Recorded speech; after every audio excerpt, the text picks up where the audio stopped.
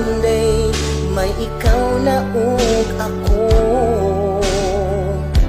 Ikaw lang ang someone nga never na kong i-let